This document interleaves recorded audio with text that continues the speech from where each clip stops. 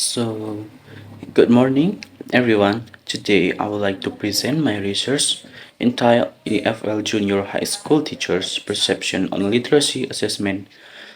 And then, my name is Khoirul Anshori from class 2023B with my name 23, 70, and 14. This research focused on how English teachers in junior high school perceive literacy assessment with the context of the Minimum Competency Assessment or AKM. Okay, let me begin by explaining the background of this study. So, in Indonesia, education system has recently undergone a major change. The government has replaced the traditional national examination with the national assessment. This shift is not just a policy update, it marks a significant reform that changes how we evaluate students' learning outcomes in this country. This new national assessment uses a tool called AKM or Assessment Competency Minimum. AKM does not test all subjects, but instead focuses on two fundamental skills that are necessary for lifelong learning: literacy and numeracy. These competencies are seen as the foundation for students to developing higher level thinking skills. As I mentioned, AKM focus on two essential areas, literacy and numeracy. This research specifically address the literacy aspect. Literacy here goes beyond just reading, it includes comprehension, interpretation, and critical analysis of text. The purpose of this shift is to align Indonesia's education system with global standard, which value critical thinking more than memorization. Since teachers are the main implementers of curriculum change in the classroom, their perception becomes crucial. That's why this study focuses on understanding how EFL junior high school teachers perceive the literacy aspect of AKM, especially by using the CIC model, which include cognitive, affective, and conative aspect of perception.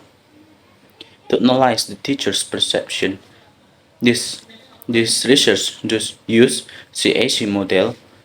The cognitive component looks at their understanding of AKM literacy, and affective aspect refers to their feeling or attitude, and their behavior or actions, such as their participation in AKM relating training.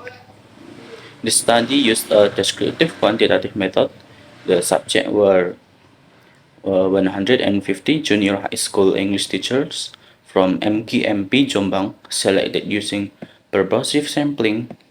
All respondents were familiar with AKM.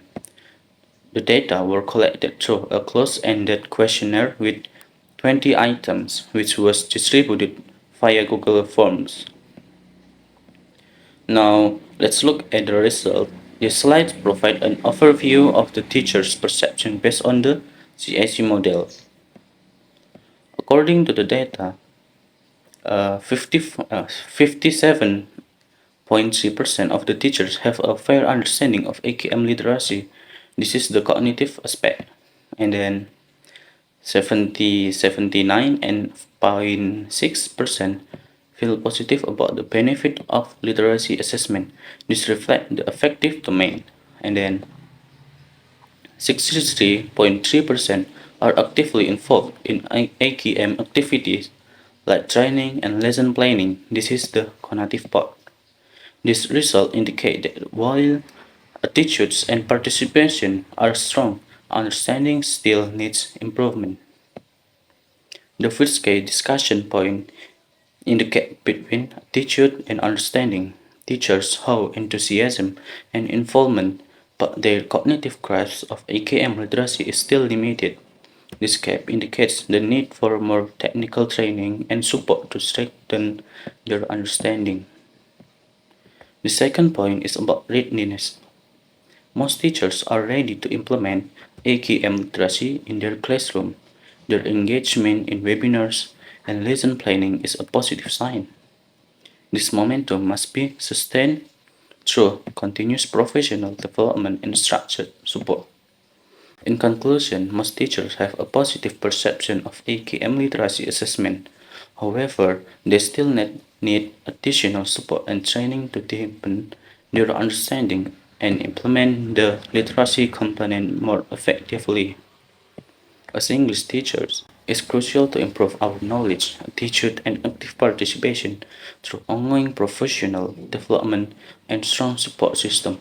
We can enhance our understanding and successfully implement literacy assessment. And then the last, thank you for your attention, and let's continue to empower our educators to create a stronger learning culture or the future for the future. And then these are the references uh, this study used for the research. They include journals, books, and official documents related to literacy assessment and the CAC models. Thank you.